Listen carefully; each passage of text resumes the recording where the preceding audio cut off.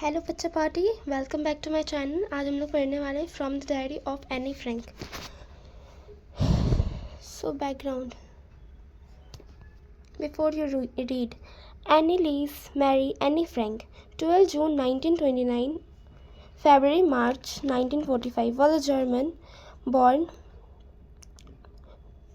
Jewish girl who wrote while in hiding with her family and 4 friends in Amsterdam during the German occupation of the Netherlands in world war 2। तो Anne Frank जो थी ना, वो एक German born Jewish लड़की थी जो अपने फैमिली और 4 दोस्तों के साथ। पहले तो एनी फ्रैंक का जन्म हुआ था 12 जून 1929 को और उसकी मृत्यु कब हुई थी? 1945 में। ओके। और एनी फ्रैंक एक जर्मन बॉर्न ज्यूइश लड़की थी। वो अपने फैमिली और 4 दोस्तों के साथ एम्स्टर्डम नीदरलैंड्स में रहती थी।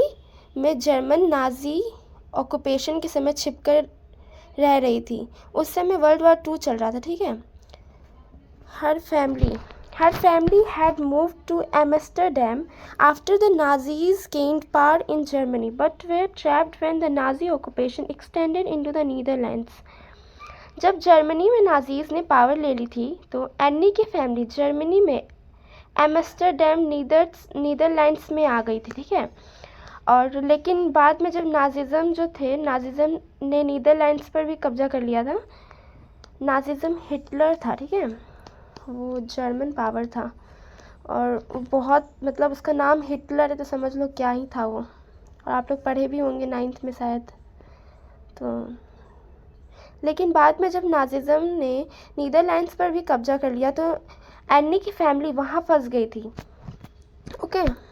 As persecution against the Jewish population increase, the family went into hiding in July 1942 and hidden rooms in her father Otto Frank's office building. जब ज्यूइश पर अत्याचार बढ़ने लगा, एनी की फैमिली ने जुलाई 1942 में छिपकर रहना शुरू कर लिया। वो लोग अपने पिता उसके जो फादर थे ऑटो फ्रैंक के ऑफिस बिल्डिंग के अंदर में बने सीक्रेट रूम में छिपे हुए थे क्योंकि ज्यूइश पर बहुत अत्याचार बढ़ने लगा था, क्योंकि जर्मन्स ज्यूइश पे बहुत अत्याचार करते थे। तो ऑटो फ्रैंक का एक सीक्रेट रूम था, वहाँ पे जाके सब छिप गए। ठीक है। सीक्रेट रूम में after 2 years in hiding, the group was betrayed and transported to the concentration camp system where Annie died of typhus in Bergen-Belsen within days of her sister Margot Frank. लगभग 2 साल छिपकर रहने के बाद किसी ने उनकी जानकारी नाजिज़म को दे दी थी। ठीक है। और नाजिज़म ने पूरे ग्रुप को पकड़कर कंसंट्रेशन कैंप में भेज दिया था। वहाँ पे बहुत गंदे तरीक़े से मारा जाता था। आप लोग यूट्यूब पे सर्च करके देख लीजिएगा। ठीक है। वहीं बर्गन बेल्सन कैंप में एनी को टाइफस एक बीमारी हो गई थी जिसके कारण उसका डेथ हो गया। और उसकी बहन मार्गरेट की भी कुछ ही दिन में मर गई। उसकी बहन भी कुछ दिन में मरी गई थी। ठीक है।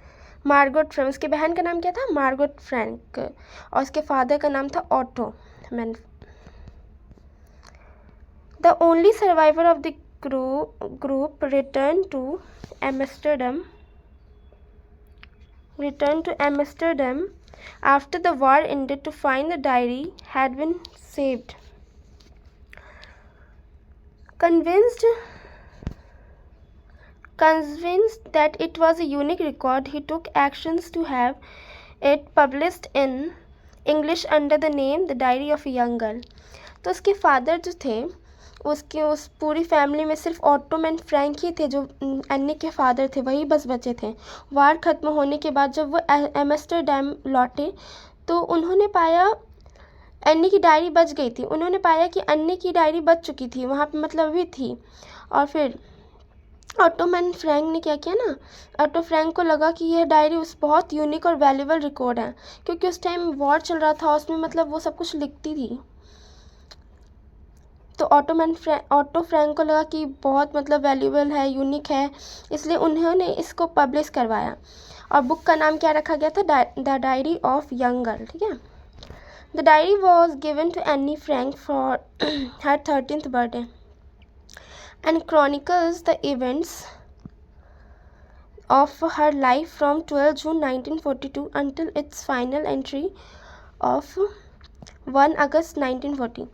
यह डायरी अन्नी को उसके 13th बर्थडे मतलब 12 जून 1940 पर गिफ्ट मिली थी। उसने अपनी लाइफ की घटनाएं 12 जून 1942 से लेकर 1 अगस्त 1944 तक लिखा था। कब मिला था डायरी उसको? 13th बर्थडे पे। और उसमें कितने दिन का रिकॉर्ड्स था? 12 जून 1942 से लेकर 1 अगस्त 1944 तक लिखी थी। It was eventually translated from its original Dutch into many languages and become one of the world's most widely read books.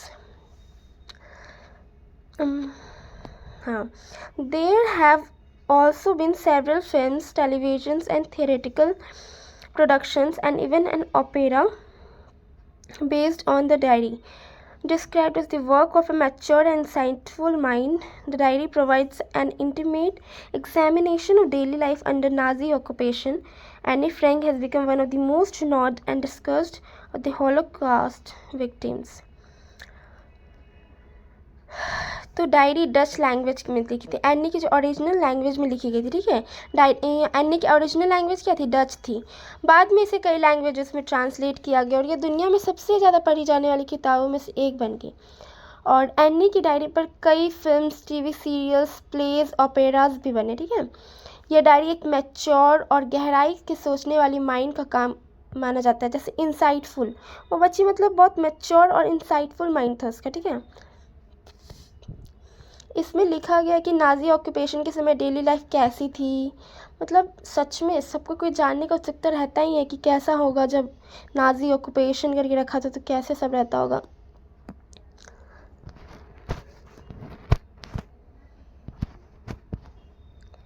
Anne Frank अब हॉलोकास्ट, हिटलर के समय ज्यूस पर हुए अत्याचार की सबसे चर्चित और सिंबॉलिकली इम्पॉर्टेंट फिगर्स में से एक बन चुकी थी। ओके,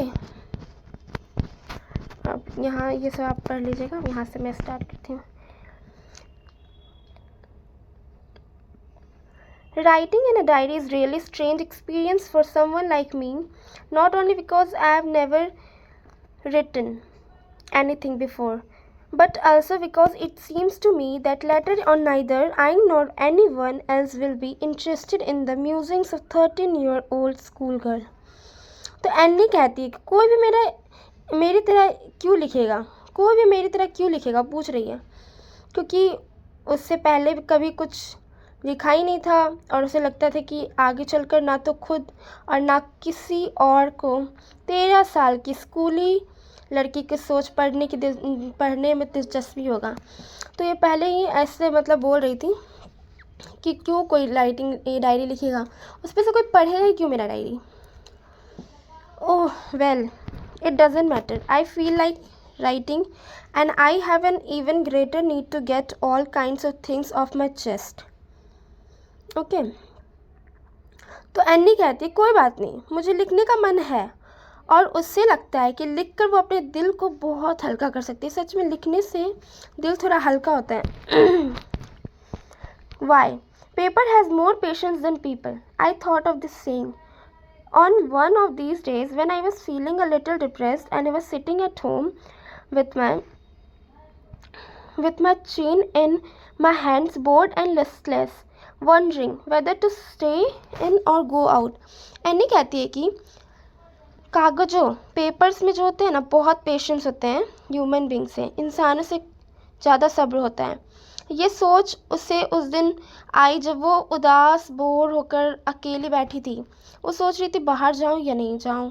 हाथ पे अपना मतलब फेस पे अपना हाथ रखी हुई थी चिन के पास और सोच रही थी जाए कि नहीं जाए बाहर, क्या करे, घर ही में रह जाए क्या।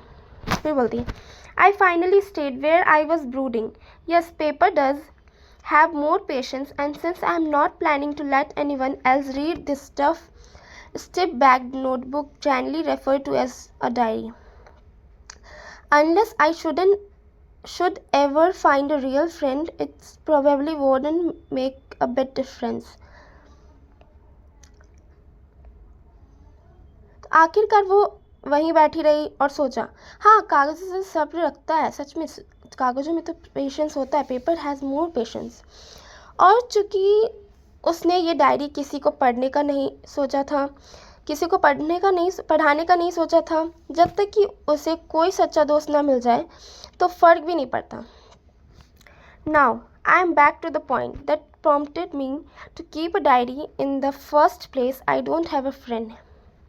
तो अब एनी बोलती है असली वजह तो ये है कि उसका कोई दोस्त ही नहीं है, मेरा कोई सच्चा दोस्त ही नहीं है, इसलिए वो डायरी में लिखना शुरू की थी। तो ये एक क्वेश्चन बन सकता है कि वो डायरी में लिखना क्यों शुरू की थी, क्योंकि उसके पास कोई ट्रू फ्रेंड नहीं था जिसको अपना सारा बात बता सके, इसलिए सोचे कि डायरी में लिख लेते हैं।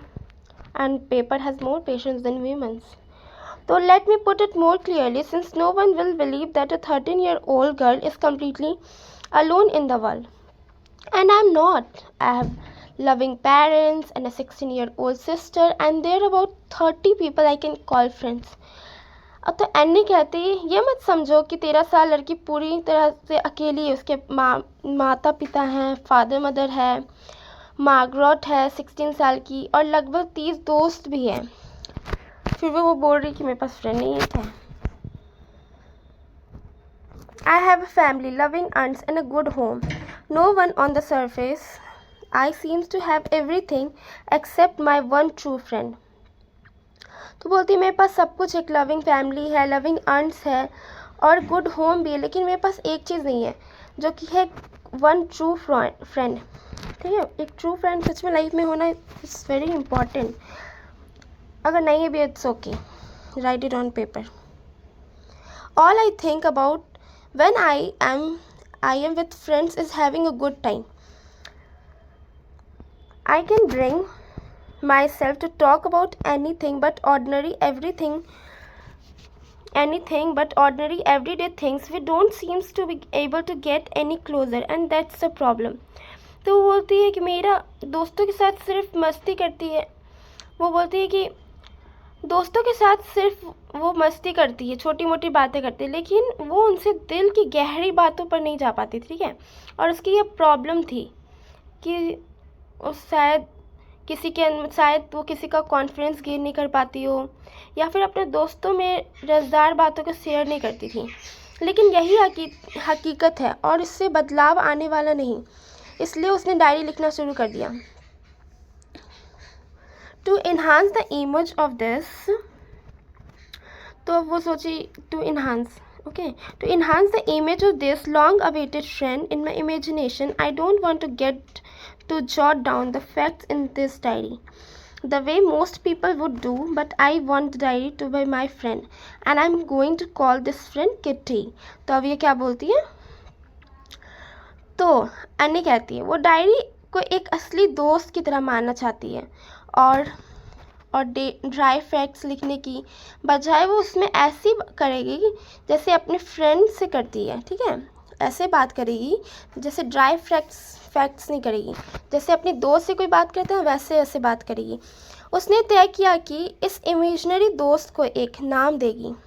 वो इमेजिनरी दोस्त क्या है, क्या नाम है उसका, किट्टी। क्या नाम रखती है, kitty. Since no one would understand a word of my stories to Kitty if I were to plug right, and I'd better provide a brief sketch of my life, much as I dislike doing so. Any कहती है अगर वो सीधे सीधे अपनी diary kitty में कहानियाँ लिखने लगी तो कोई समझ ही नहीं पाएगा, इसलिए वो अपने जीवन को थोड़ा सा परिचय, थोड़ा अपना मतलब इंट्रोडक्शन देना चाहती है। हालांकि उसे ये करना पसंद नहीं है, but still she will give a little introduction of his family. Okay, my father the most adorable father I have scene.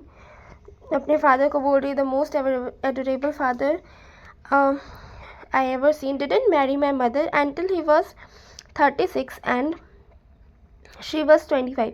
Any बताती उसके फादर जो हैं आउट ऑफ रैंक बहुत प्यारे इंसान हैं। उन्होंने 36 साल की उम्र में उसकी माँ एडिथ नाम तो बुक में नहीं मेंशन है, सो आप लोग को भी याद करने की ज़रूरत नहीं है, से शादी की थी जो उस समय 25 साल की थी।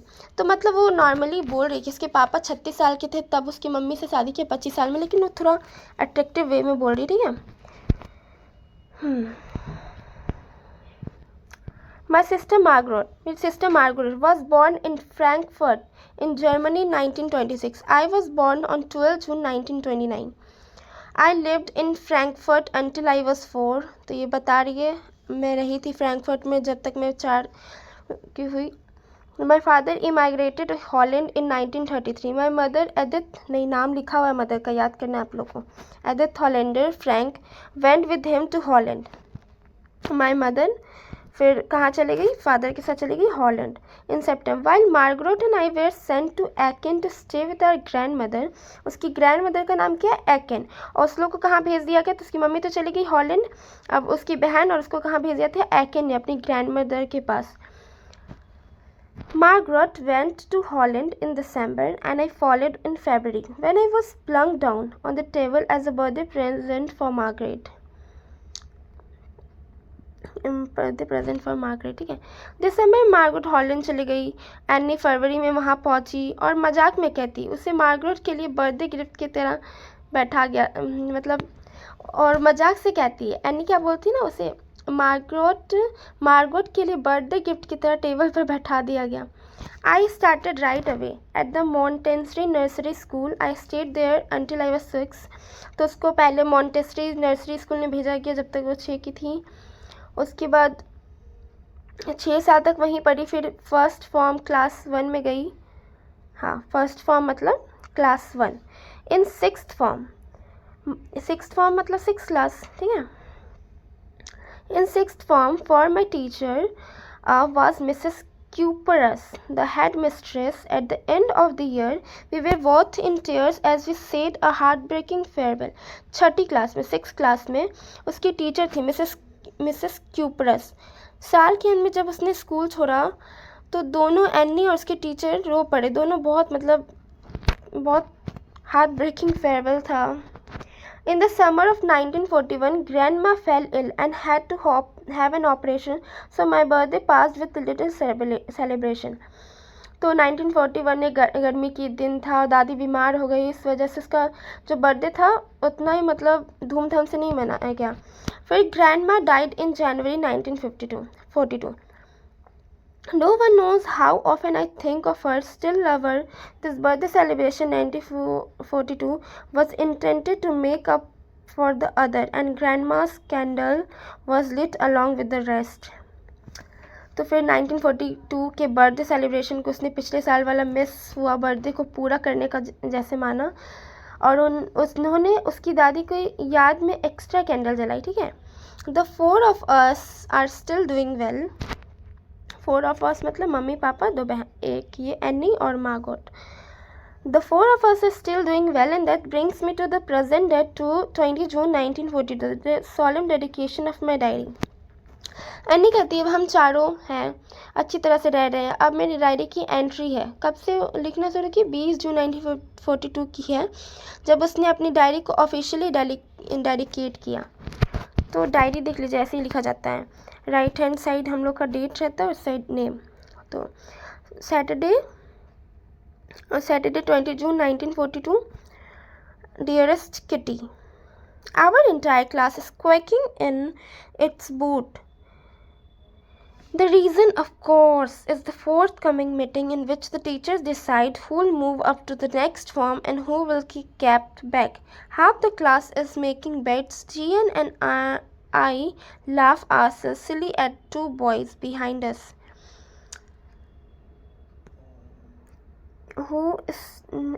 Two boys behind us, Cian and Jacques, who have staked their entire holiday saving on their bet.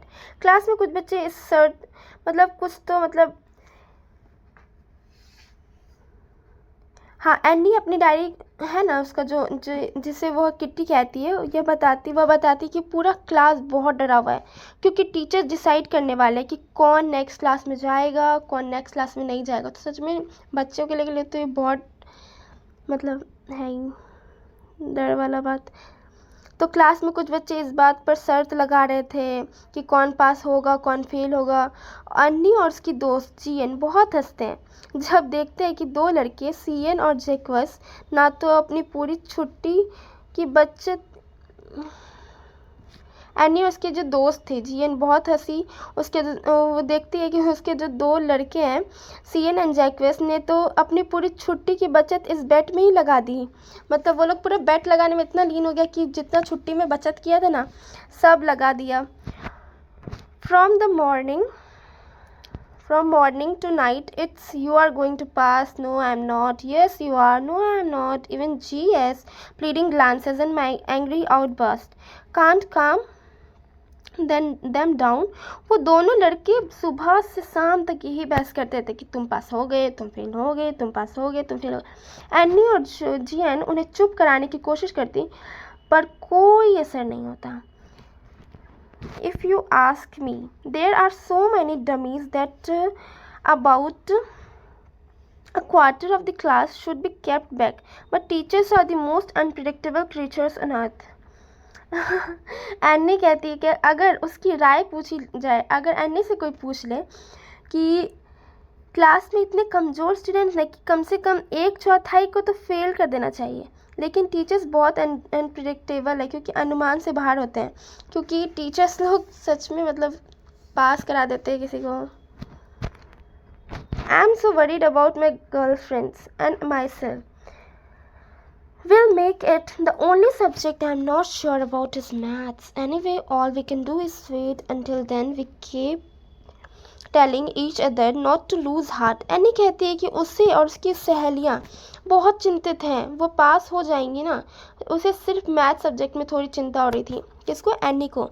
लेकिन उसका मैथ्स टीचर मिस्टर कैसिंग बहुत नाराज़ रहता है क्योंकि एनी उसकी क्लास में बहुत बात करती थी।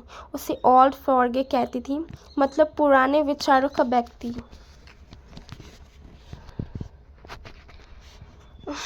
सच मैथ्स टीचर से वो डरती भी बहुत, मतलब डरती तो नहीं थी, उस क्लास में बहुत टॉकेटिव थे। I get along pretty well with my all subjects. There are 9 of them, 7 men and 2 women. Mr. Kessing, the old fogey who teaches maths, was annoyed with me for ages because I talk so much. तो बोलती बहुत से teachers से there are 9 of them, 9 है, 7 men है, 2 women है, लेकिन mister कैसिंग जो है एकदम ओल्ड फॉगी, एकदम ओल्ड फैशन है और जो कि हम लोग को मैथ्स पढ़ाते हैं। अनॉय रहते हैं हमसे क्योंकि उनकी क्लास में हम बहुत टॉकिंग करते हैं। आफ्टर सेवरल वार्निंग्स ही असाइंड मी एक्स्ट्रा होमवर्क। आफ्टर कितना वार्निंग दिए कि मिस्टर कैसिंग इसको, फिर भी ये इसको बहुत होमवर्क देते थे। एन ऐसे ऑन सब्जेक्ट, और उसको असाइन करते थे एक्स्ट्रा होमवर्क। किस टॉपिक पे बोलते जाओ ऐसे लिख के लाओ चैटर बॉक्स पे। तो वो बोलती chatter box, what can you write about that? I'd worried about that letter. I decided I jotted down title in my notebook, tucked it in my bag and tried to keep quiet. अन्नी सोचती है कि chatter box पर भला क्यों लिख सकती हूँ, क्या लिख सकती हूँ। उसे टॉपिक अपनी नोटबुक में लिख लिया और बैग में रख दिया और कोशिश की कि क्लास में शांत रहे। That evening, after I'd finished the rest of my homework, the note about the essay caught my eye. I began thinking about the subject while chewing the tip of my fountain pen. उसी शाम जब उसने बाकी homework पूरा कर लिया तो उसकी नज़र ऐसे वाले नोटबुक पे पड़ी। वो सोचने लगी कि चैटर बॉक्स पे क्या लिखें। Anyone could ramble on and leave big spaces between the words, but the trick was to come up with convincing arguments to prove the necessity of talking. Any सोचती है कि कोई भी बेकार की बातें लिख सकता है और स्पेस पे छोड़ सकता है। बेकार का बात लिख दो, स्पेस पे छोड़ के ऐसे लिख दो, मास्टर का काम भी ख़त्म हो जाएगा, सर जी का जो हमको लिखने दिए हैं। लेकिन असली चैलेंज ये है कि कन्विंसिंग आर्गूमेंट्स लाए जाए कि क्यों बात करना ज़रूरी है। तो वो कन्विंसिंग आर्गूमेंट्स लिखती है उसमें, क्यों बात करना ज़रूरी है। हाँ मतलब सच में नेसेसिटी ऑफ टॉकिंग तो ज़रूरी है ही, तो वो उसमें लिखती है। तो I thought and suddenly I had an idea. I wrote the 3 pages Mr. Cassing had assigned me and was satisfied. I argued that taking is that talking is a student's trait and that I would do my best to keep in under control. तो वो बोलती argued वे में वो लिखती रही है। पहले तो बहुत देर तक सोची फिर उसके पास आइडिया है और फिर 3 पन्ने लिख दी वो। उसमें उसने आर्गुमेंट दिया कि बात करना स्टूडेंट्स की आदत होती है और वो उसे कंट्रोल करने की कोशिश करेगी, ज़रूर करेगी। But that I would never be able to cure myself of the habit since my mother talked as much as I did, if not more, and that's there is not much you can do about inherited traits. तो बोलती हाँ मेरी mummy भी बहुत talkative थी और that's my inherited trait. हाँ ये मेरा इनहेरिट है, हम अपनी मदर से इनहेरिट किया और हम इनहेरिटेड ट्रेट्स का तो हम लोग कुछ नहीं कर सकते हैं।